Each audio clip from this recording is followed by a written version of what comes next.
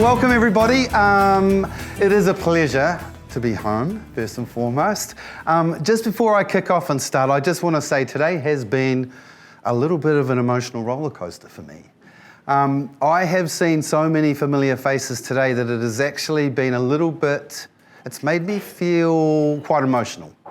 Val, especially seeing your face today, has made me really quite emotional.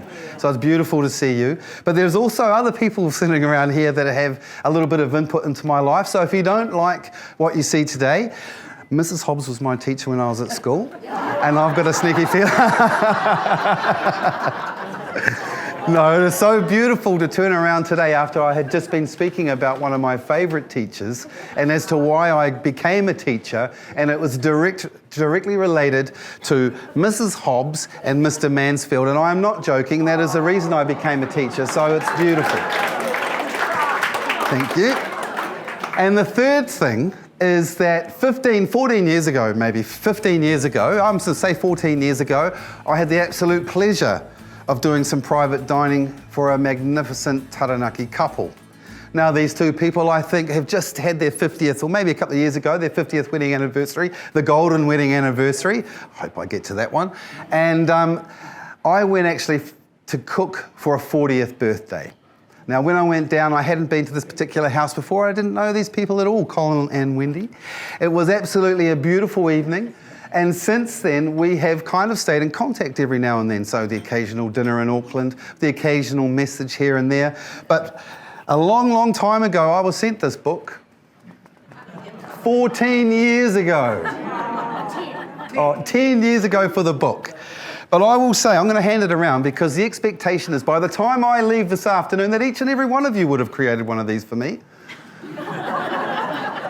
No pressure. But when you have a look in here, there's some absolutely magnificent photos from a very enjoyably fun night. But the connection we have, okay, on this book, you'll see a ladybird. My mum was always big with ladybirds, as you probably know, and my dad, right? It was a very special kind of little thing in our house. Rhubarb was also a very special thing in our house. My mother's cafe was called Rhubarb down in Eltham. She had for a little while. So there was the second connection.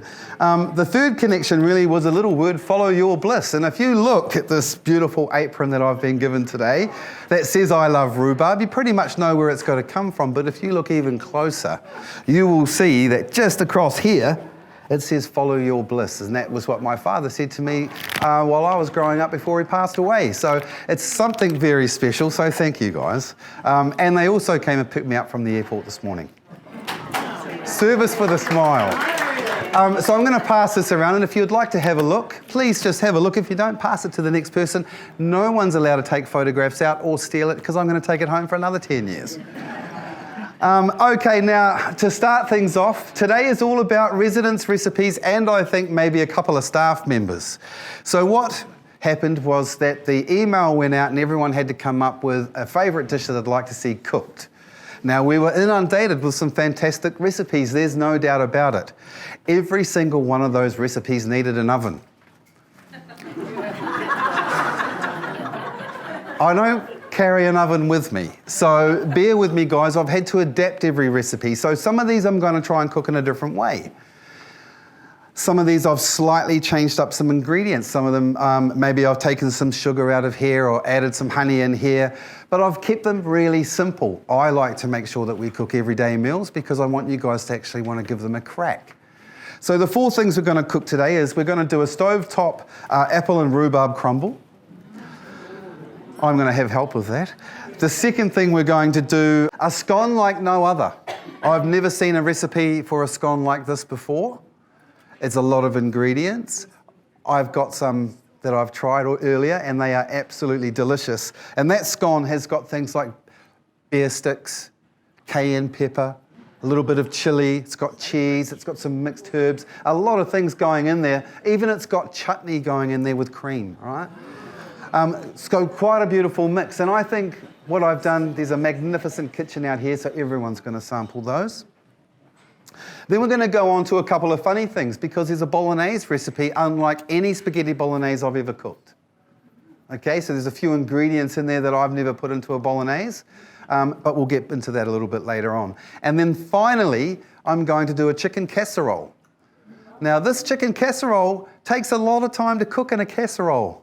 Or in a, what do you call that thing that we are using? The crock pot. It's not something I use very often. But the crock pot is there. So what I'm going to do is, you can probably smell something already.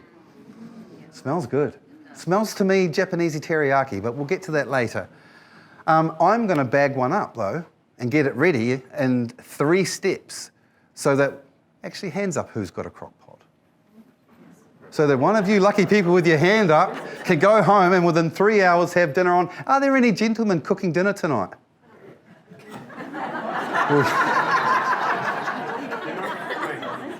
Gee whiz, if I asked that in my house, I tell you there'd be one hand going up and I knows who it would be. It would be mine. Rightio. And so I'm just going to put those into a couple of Ziploc bags and you're going to be able to take those home, put them into your crock pot for tomorrow night's dinner. All right, so it's going to be a gift that keeps giving. Right, so let's get cracking because we don't have a lot of time. 45 minutes isn't a long time. I'm going to get my friend Colin up here to help. If you'd like to come up, please, buddy. Yay. Now, look at that. He's looking very sharp too, together. I must be a little bit taller because I haven't had to do mine at the back, you see. That's a telltale sign of a short guy. Right, okay, now together.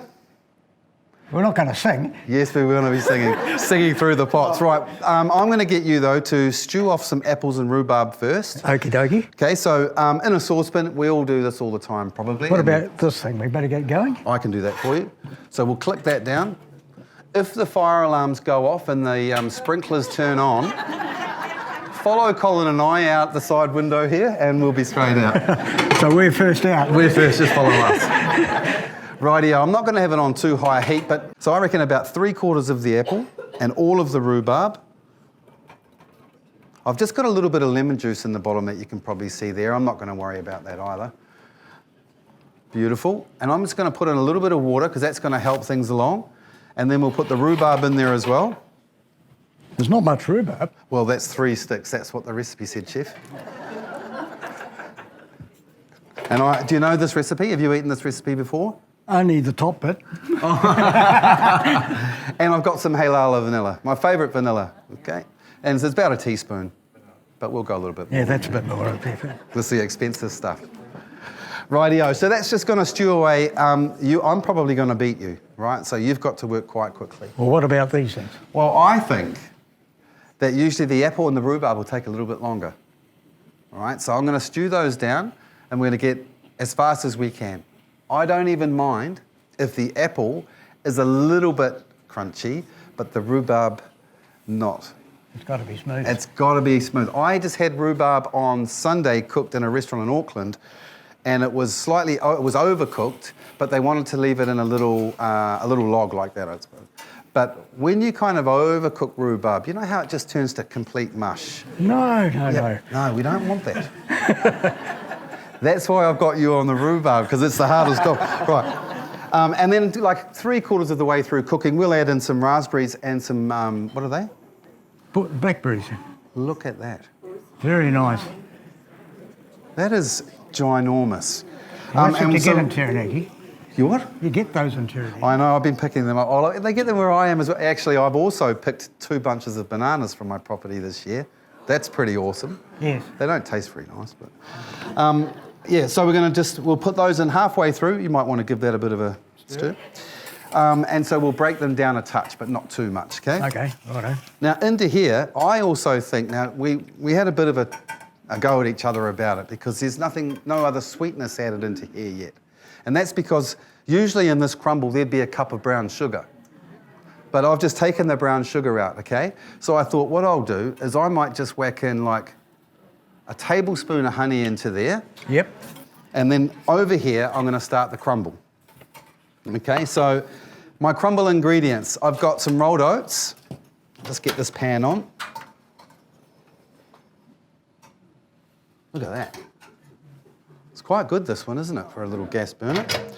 Okay, so what I thought was I'll dry toast some of these first, okay? And then I'm going to add in my butter and add in the aromats a little bit later on, okay? So dry toasting, we all know that. We do that heaps of times. In fact, if you're at home and when you're at home, and let's say you just want a really quick snack, that's a little bit salty. You're having some wine, cheese and crackers. I like to just put sunflower seeds and pumpkin seeds and that into a non-stick pan, dry. And then it takes about a teaspoon of soy sauce. And once they're nice and golden, you put the soy sauce on them and then you keep moving them around and they'll separate again, and it's a really delicious snack. So I think, we don't utilise those cheap ingredients very often to get the most out, because they're great salad toppers as well. Right? Do you have a lid for this? Do I have the what? A lid. No, we don't have a lid. Didn't fit in the bag, but we could just do that, right? I don't think that'll work. Are you sure? That's what we do. We do that quite often, though. You can do that. Do you? Okay. But we don't. I'll go a bit faster then. In here, we're warming up. So I've got, a couple of cups of oats. They're going to go in first. Now, what I've found is that the oats don't take they'll take about the same time as the macadamias, okay? Now, macadamias I've just roughly chopped because I want some quite big and some small, okay? So, dry toasting, I'm going to go quite fast here. Start big and then end up small. I've got sunflower seeds, slithered almonds, and I've got some flaked almonds as well, okay? Yep. For me, the only reason I've done that is because they're all going to be different feeling in the mouth when you eat it. It's just about the texture. Okay? I think we might go a little bit of water into there. It's looking good though. It's going fast, eh? It is going fast. I'm glad I'm not doing that. You won't get any to eat. Rightio. I'll turn mine up, so I can go a bit faster. So the oats just getting a little bit of colour. Oh, I'm going to put everything in there. And then here, I've got a couple of things that I wouldn't normally use, right? So I've just got some linseed and I've got some hemp seeds. I thought that would be controversial. What I found, though, is when I was going to find these almost superfoods in a way, right? The expense of some of these things. So I think this particular crumble is about $25 the way that I've done it. So you don't have to do it the way I've done it, because you could use whatever ingredients you have that are going to toast up nicely, right? Looking good? That's looking pretty good. And I will even let you, if you want to, have a taste. Have you put the cinnamon in yet? No, chef. In here we've got cinnamon and what's the other one though? Can you remember? I'll Starts ask with- Wendy. Pardon? What's this mixed spice in here you've got? Ground cloves. Cloves. That's right. What else can you use cloves for? Toothache. That's right. I can remember putting one in my mouth when I was young. Rightio. So I've got some cinnamon and some cloves. You could also use, a little bit of ginger and spice in there if you wanted to. Okay. Now I can see that I'm getting some nice toast. I'm going to turn my pan down. In fact, that's lovely now. Oh, the smell. Okay, now I want to kind of make it a little bit decadent. So I'm going to add in a little bit of butter. And then that's just going to start to toast off really, really nicely. Right? How are we going now? Have you tried any yet? Is it getting soft? Is it? Right, what we need one of these. You're in charge of that. I think the rhubarb. It's getting pretty well done. I think we might have to eat it soon.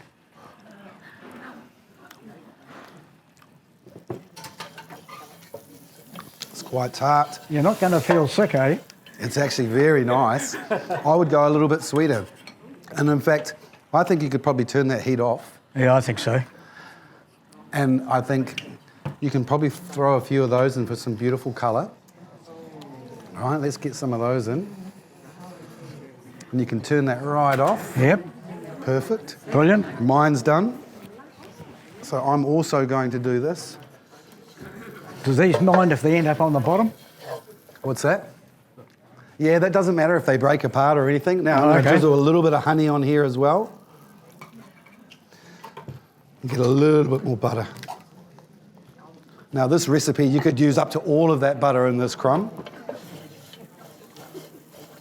Rightio, now I'm going to get you to have a taste of this in a second. And you're going to tell me what you think of this nutty crumb, okay? It's looking very nice. Nice colour on all those ingredients. Rightio. Yep. Now, have you tried any apple? You have to try, chef. We can't not have... You see what it's like? It must be so hard. Now, was it soft enough? No.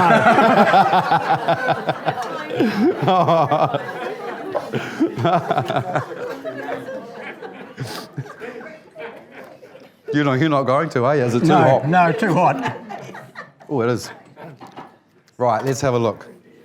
I'll cut it through. I'm going to say, look, do you like a bit of texture? Perfect. But... There's nothing left. No, I ate the whole thing. It's still not sweet enough for me.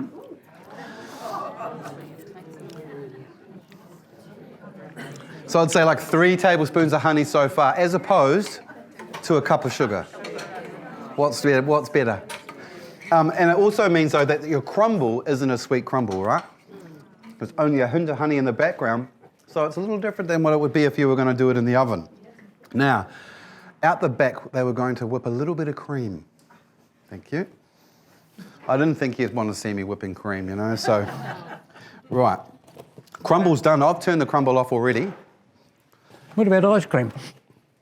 I didn't have time to make the ice cream. So, small little dish, because this is for you to take away with you, right? We'll try and get some samples as well a little bit later on. Now, this is, remember, is deconstructed, you models will say, okay? Now, I want a couple of those berries, because you see how that's changing the colour of that? Doesn't that look beautiful? I think they're changing the colour of the berries. Yeah, that's what I'm saying. It's beautiful, eh? Oh, okay. And then we're going to take a bit of the crumble. Yep. Okay, we'll go straight over the top like so. Now I kind of want some of those macadamias. Okay, now we'll take a few... I'm just going to move that to there, mate. Okay, then we're just going to take a few of these beautiful fresh berries. We'll nestle those onto the top. Now, if in the perfect world, you'd probably put a little bit of icing sugar on the top of that and a big dollop of vanilla ice cream with some cream, which is going to come very soon, but that's how simple that is. For me, you know, when your grandkids are coming around or whatever it is and you've got only a few minutes, these are go-to desserts all the time. And in fact, I'm seeing them even in high-end restaurants more and more just because of the simple ease. But there you have it. That is, I was going to say, Colin's crumble.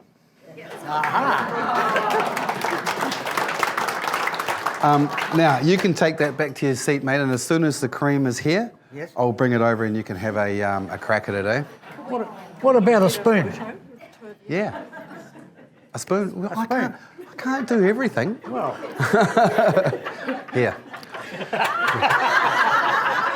I'll tell you what, the way you've been chatting is... Thank you. Oh, beautiful. Oh, there it is. What are you going to do? Put it... It looks like the birds have dropped something on Look at that.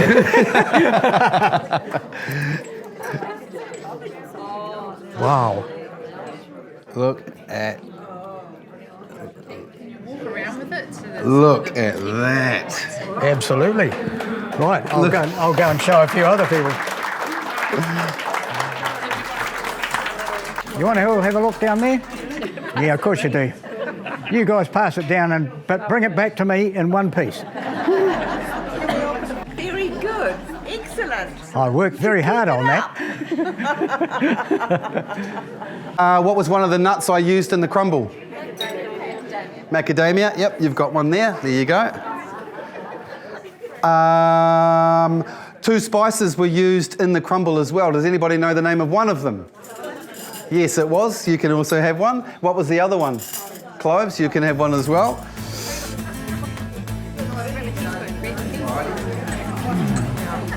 Oh, that looks beautiful. It does, isn't it? Fantastic. One each. Thank you. Perfect. Oh, Alrighty, so Dish one down, done and dusted. I hope you guys enjoy the quick crumble. I think it was like a 5-minute cook. It's actually quite amazing it could be that quick. I would say the vanilla ice cream, if you're going on the vanilla or making the chantilly cream extra sweet, will partner really well with that because it is quite tart. Now, this is the dish that is not going to take me very long because I'm not actually cooking it, because with the magic of Somerset TV, it has already been prepared and getting plated up behind me.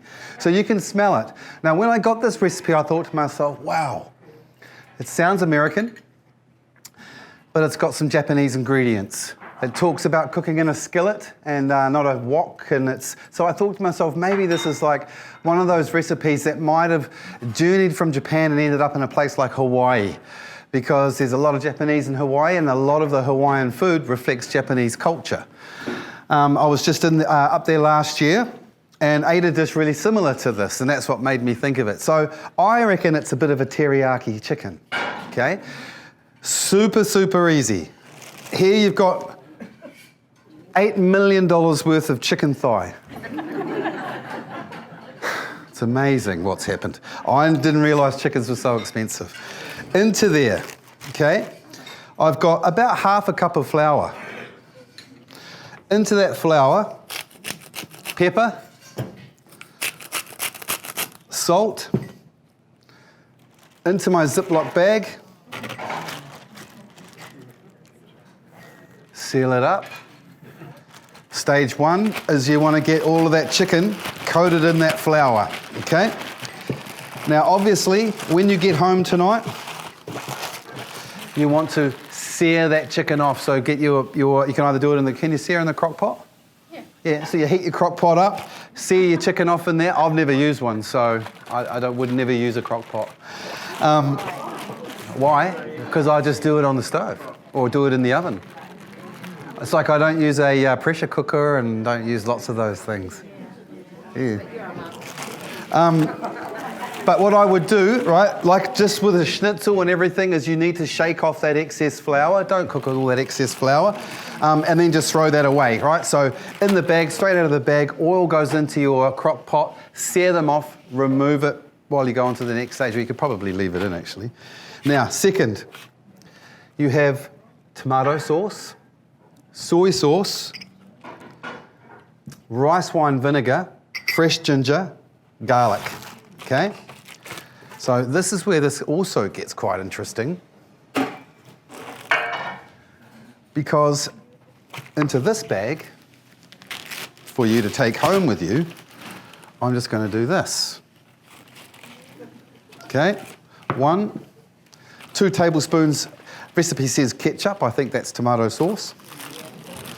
So 2 tomato sauce, rice wine vinegar, which I am putting in absolutely if you don't have rice wine vinegar at home, you should definitely get some, because rice wine vinegar, soy sauce and brown sugar, a little bit of mirin, makes everything taste good. Okay, so that goes in. Now, I have just a touch of chili. I've only put in half a teaspoon of chili. If you're a chili lover, load it up. Okay, now I've also got 1 clove of garlic, okay?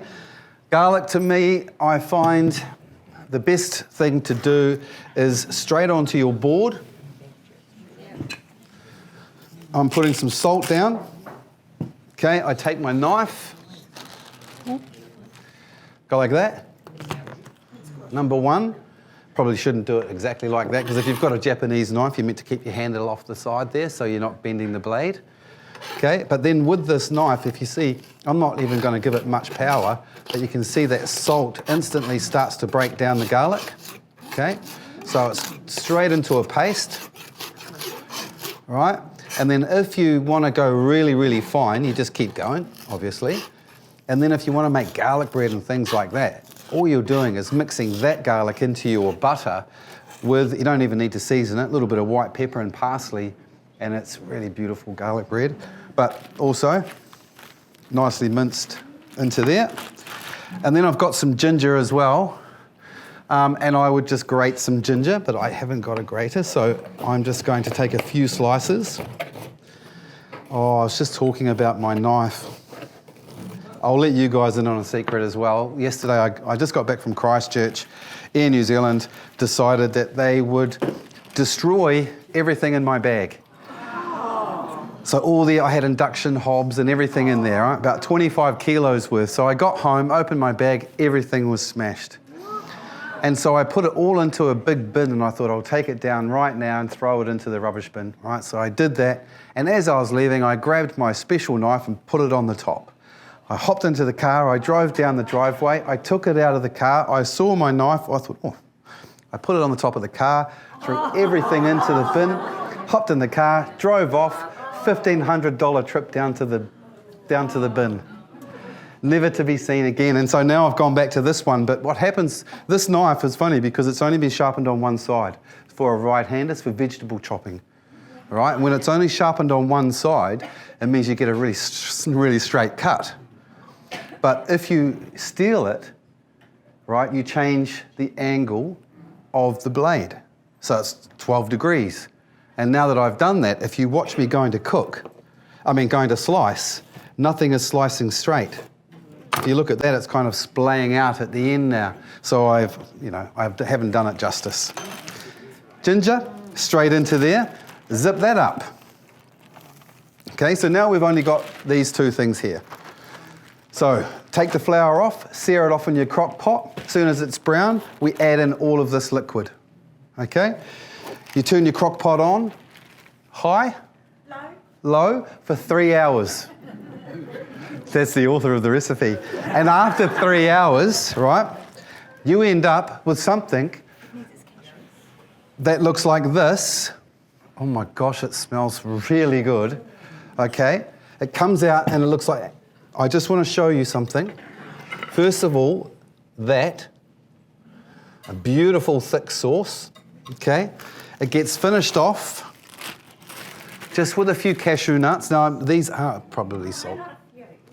A lot? Okay, I probably shouldn't have got salted. But with a few cashews, and then what I thought was it might have looked really good with a little bit of sesame. That's an addition. Yeah. And a little bit of sesame over the top, right? So 3 hours, you get home within 3 hours, that's cooked, ready to go. And here, simply, is a little bit of cooked rice, turmeric rice that is, so just a little bit of turmeric powder. Even fresh turmeric works the same. Mix it in with your rice. You can even lay a couple of slices of ginger on the top of your rice as well, just so it permeates through. That's dish two. So simple. Crock pot chicken. I'm going to say almost teriyaki, but it smells beautiful. I'm going to pass this out over here, and I'm hoping everyone gets a snack on that. But can anybody tell me? No, there was no guys going to cook, was there, tonight? No. It's a shame. I would have made you a legend. Okay, so I'm thinking then, I sprinkled two things once this dish was finished. What were they? Well, if you don't put your hands up, no one's going to win. Yes, sir. Sesame seeds and cashews. Yes. There you go. Oh, I'll keep it on ice. I'm going to keep that on ice. For Owen and Claire? Yeah, it's for Owen and Claire. And I've got to admit, Owen is another face that's been very familiar to me, and I worked out exactly where it was from. Spotswood Old Boys Rugby Club. And that stopped in 1984. I think it stopped in 1984, 1985, and became Spotswood Star. But that's where I remember Owen from. Rightio, so that's dish two. Beautiful, turmeric rice and chicken. I think we should go on to dish three, which is going to be a spaghetti bolognese like no other. Onion's pretty normal, and 1 clove of garlic. I don't know whose recipe this is, so I hope I got the right soup. A condensed can of Wattie's tomato soup. It must save you a couple of cans of tomatoes. Again, vinegar. Now, what I'm learning about putting any acidity into any food is that it needs to be there. And if you're one of those people that have never tried it before, change your life. I've even started to, when I'm sautéing mushrooms, I've started to open up my pickle jar. And you know your pickle juice? I'm tipping pickle juice onto my mushrooms. And Oh my goodness. There's a few things that, so don't waste that stuff. It's very, a lot of umami. Don't put a whole lot in because it just tastes like vinegar and pickle. But just the right amount is beautiful. Right, we've got some ginger and mixed spice. And of course, one of my personal favourites, Worcester sauce, which I believe could just about go on anything as well. Old school mince. Does anybody here still cook the old school mince? You know, there's a few people. It's probably gracing my table once every couple of weeks at least at the moment, and it is just stock and Worcester sauce. It is this most simple thing, but when you cook that for a couple of hours, it takes me straight back to the rugby club. I have a little bit of pasta getting cooked out the back as well because it was going to be a bit strange to use this pan. So I think I should have gone a small pasta, but anyway, we're cooking spaghetti. So I'm going to just soften my onions and garlic first. Okay. Well, actually, this recipe was a little different than the way I would do it. So what it said, okay, was to saute the onions first for a few minutes. But I'm always kind of on the side of the fence that I might just do those things at the same time and speed it up. But it's not always like that, is it? I've noticed with a lot of stir frying, people are still stuck in the thought of when your meat goes in first, and then you do your onions, and then you do this, and then you do that. But in reality, a stir fry is so fast, if you can get it hot enough, that I'm putting my onions in last because I want them to be quite crunchy. Now, I was having a good discussion about onions earlier because there's a couple of funny things. Oh, I don't have one. But you know, you have an onion and you cut it in half and you can see the lines through an onion, right?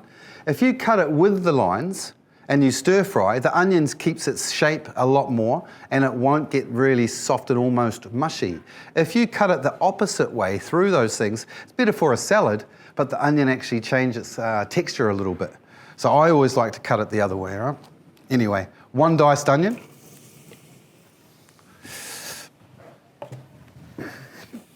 My garlic, what I'm going to do is slice the garlic.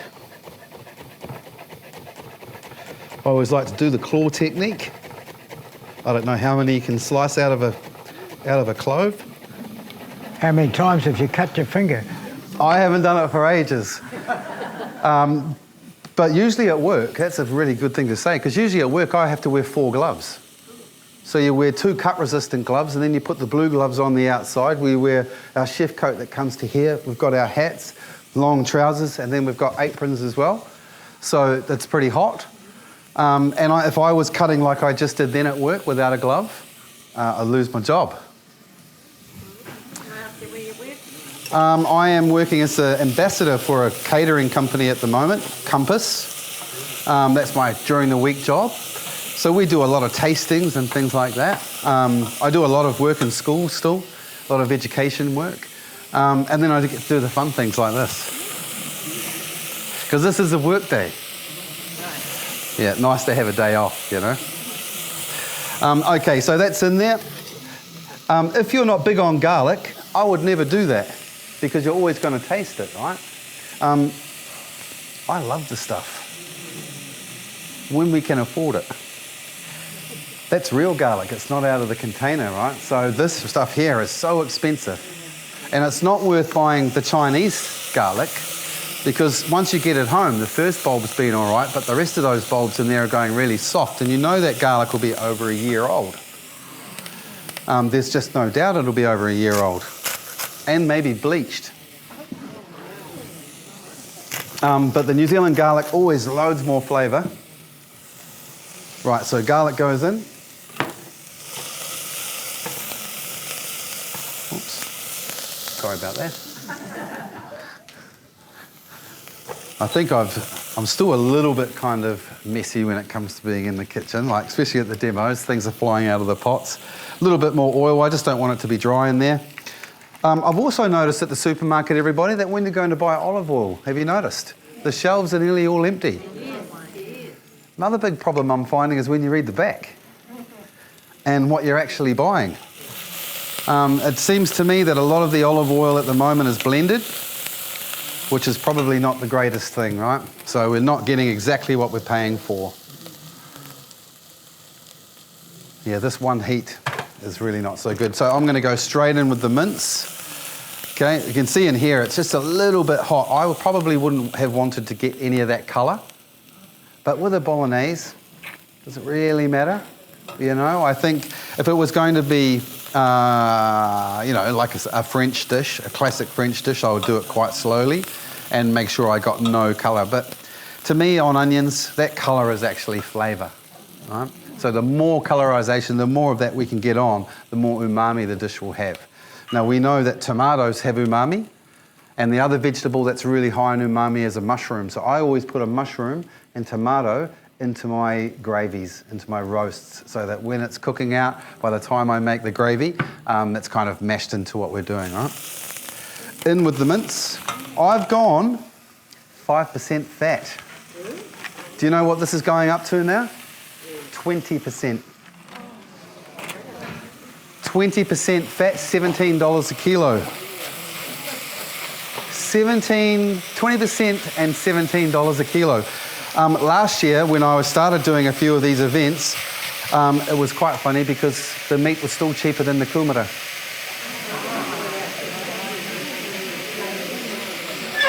Kumara was also $17 a kilo. I mean, that blew my mind. Rightio, so I'm going to get a little bit of brown on that meat. I'm sorry about how fast this is going to have to be because I can see that the burner is not really playing ball. Okay, into there, I'm going to go with my spices. What I find is that whenever I'm adding spices into here, I always like to do them slightly towards the end, especially fresh herbs as well, your thymes, your basils, those types of things. Because yes, you can cook them through the cooking process, but if you're using fresh ones, to add them at the end before they go to the table, that's what you smell. And that's what kind of becomes quite intoxicating, right? So into there goes my spices.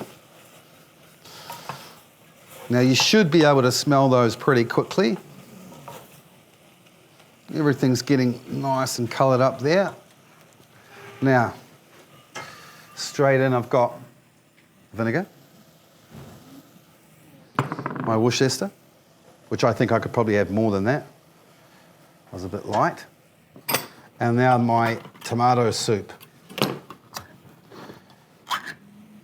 Concentrate too, so I thought we might have had to have added some more liquid, but we'll see how we go, eh?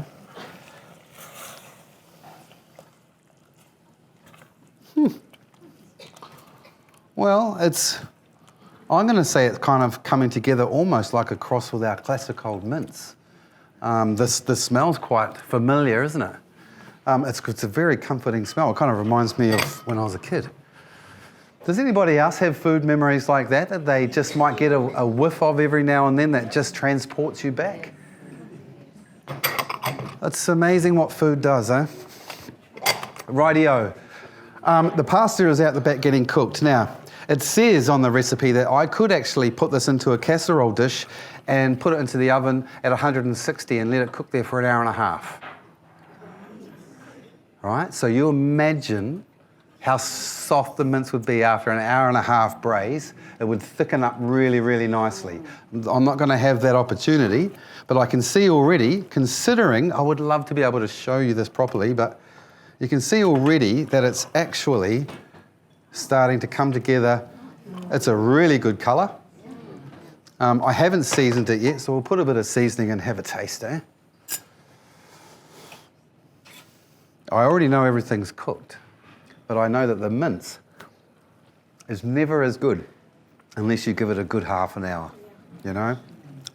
Oh. Thank you, that's very different. I want someone to come and have a taste. Val.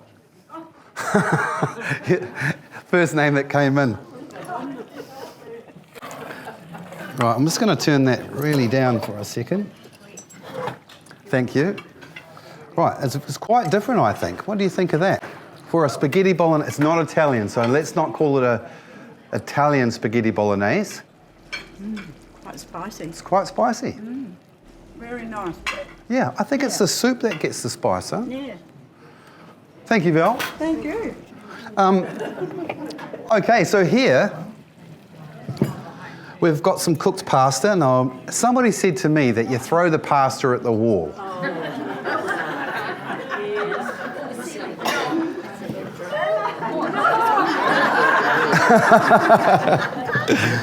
But if I'm going to be honest, even if it's undercooked, it sticks on the wall. And in fact, if it's undercooked, it sticks on the wall a lot more. And I'm going to say that this is perfectly cooked by the team out there. Okay, now, I'm just going to move on, guys, because, to be honest, I don't think I'm going to be able to do any more. We could reduce that slightly, but I don't think it matters. I'm going to have another taste. Is the person whose recipe this is sitting in this room? I really wish they were. It's very different. I'm not sure what I love about food is the way that it plays games with your mind first and foremost. I've cooked a lot of Italian bolognese. This is one of the dishes that every single human in New Zealand probably knows how to bake, right? Or make, especially as a child. You grow up, you go to university or whatever it is. These become staples. But I have never tried one that tastes like this. So first, thank you very much to the person who sent in the recipe because it's actually blowing me away. Right, to serve it up though. They probably left the rhubarb in there.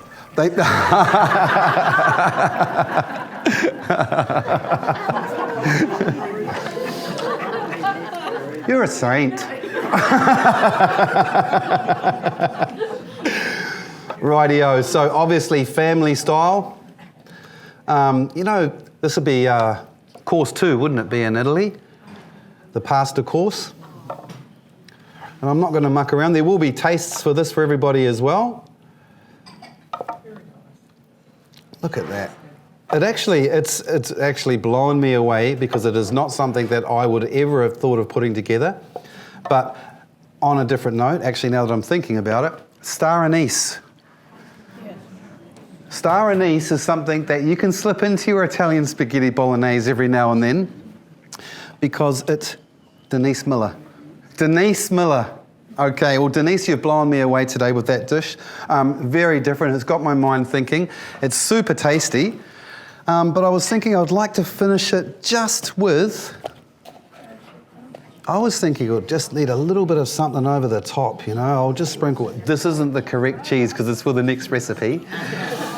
But I'll just put a little bit of Parmesan and cheese on the top because I think it will just need that. And there you have it. That's dish 3, spaghetti bolognese. Or we should maybe name it something else. Mixed spice bolognese. Okay, well there. Well, thank you very much, Denise. Recipe 3. Okay, now, controversial. This recipe, a little controversial. I don't know if you know this about me, but I've been making scones for a long time. There's a funny thing in my family. Like my mum thinks she's real good. My mother, and some of you probably know this, but my mum had a Guinness Book of World Record for the world's largest scone. She actually baked it in Eltham. The local mechanic there fashioned the 3 barbecues together, made a massive lid on it so that one of those giant pots could fit in. The whole community came together. We had a scone cook-off, which I was the judge. About 900,000 scones I think we had to nibble on that day. But the entry fee was a 2 litre milk and 2 kilos of flour. Right, so that everyone came in and that's what you bought in. So the whole community came together in one night and then they started to put this big scone together. You know the pot I'm talking about, it's about that high and about that round. Right, the scone came up. If anyone can guess the weight of the scone, I'm going to give them a book. Heavier than me. Well, yeah, nearly double. Oh. I'm not that big. No, that's way too big. 100 kilograms. Very close. 43, it was 151 kilos. Wow. And I had a brick of it in my freezer for about the next 6 years. It was the most disgusting thing I ever tasted. But I could not bring it, I couldn't throw it away. I don't know, because even the book that I got from you guys, I don't throw things away that I get given, because I always know there will be a time when I can bring it back out again. So the same with that. But anyway, back to the scones. A couple of things my mum said. Whenever you make a scone, can I please get a bread knife? Oh, yeah. Always have a bread knife. A bread knife, just a normal everyday knife, because that becomes your mixing utensil. Okay, so never a mixer. I never do anything. I never even tip them out on a board. I don't need them. I don't bring them together. I don't do any of that business. A lot of people do. All right. My mum's scone recipe, if you really want to know it. Thank you. 1 cup of flour, 1 heaped teaspoon of self-raising baking powder. All right.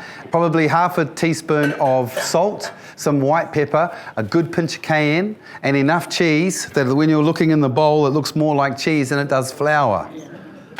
And then into there, we put the milk in, but the mix is quite wet. It's not a very dry mix, it's quite a wet mix. And then we don't bring it out, we don't bring it together, we don't cut it with a knife. I just take a piece and put it down like that. And then I take a lump of cheese, grated on the top of that as well, so they have heaps of cheese. That's the most simple scone, and I think really quite effective. Now, this one's different. Here we go, because it said 3 cups of self-raising flour, okay? Into there, I've got 3 bear sticks, which I've just chopped to be like so. Going to be joking. Which, yeah, we all know what they need.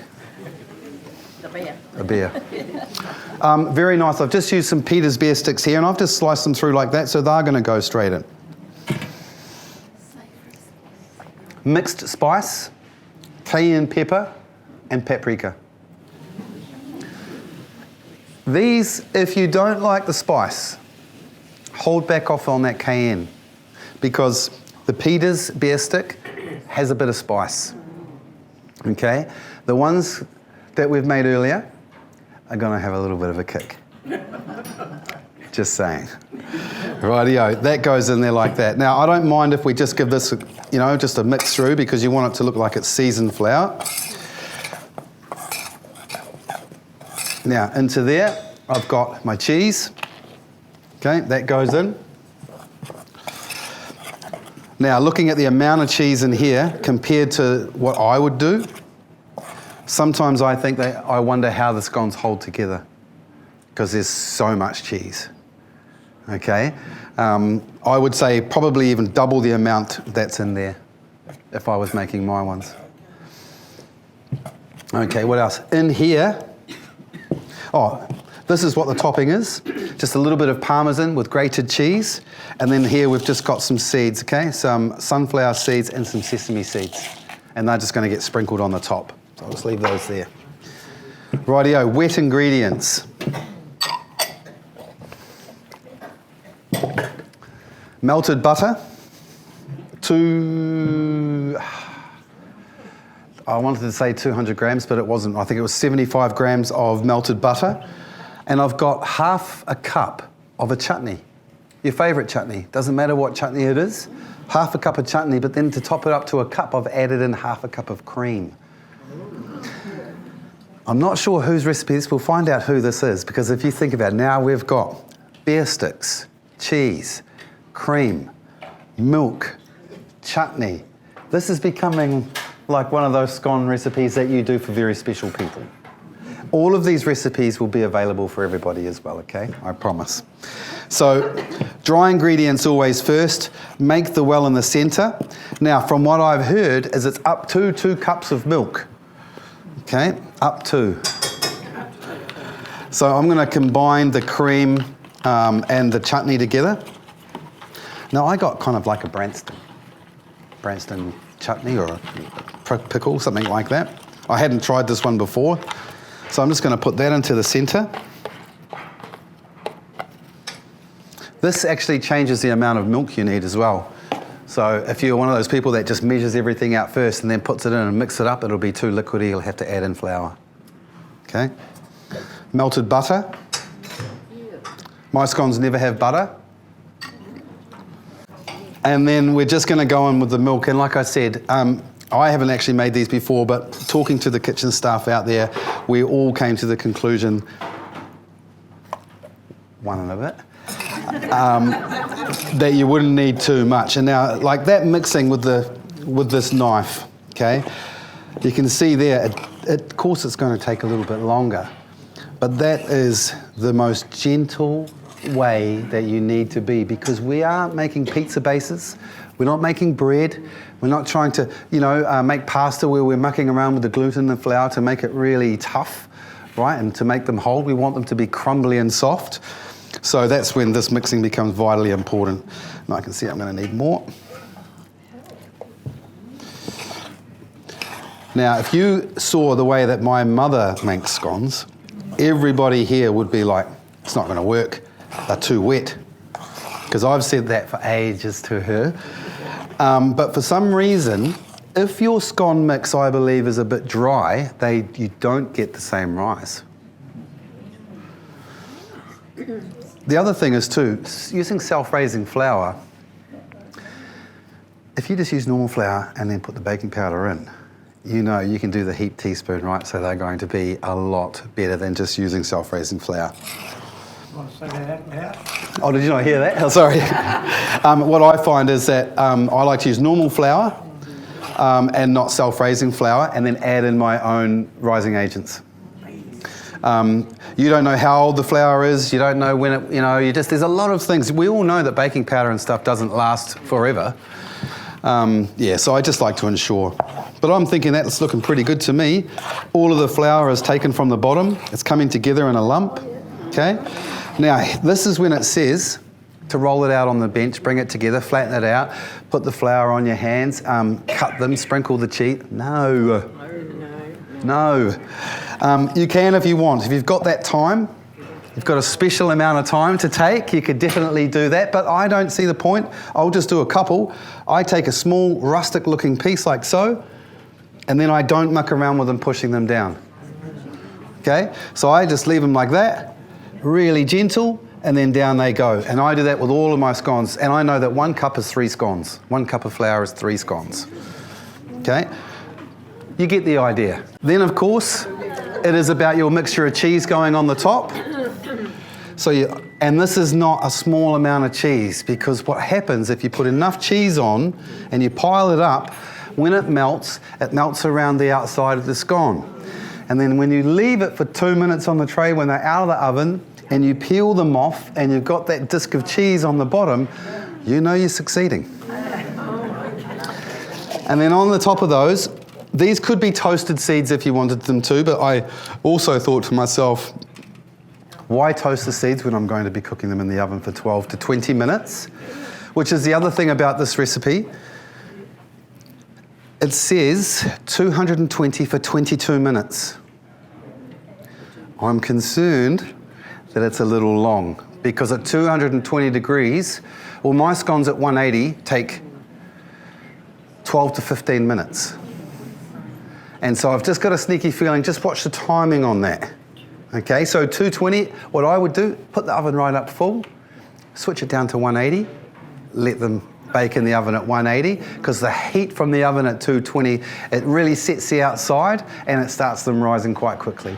Okay, it's really good, really good. Okay, I'm just going to pass those over. There you go. Well, that's the scones. Rightio. Now,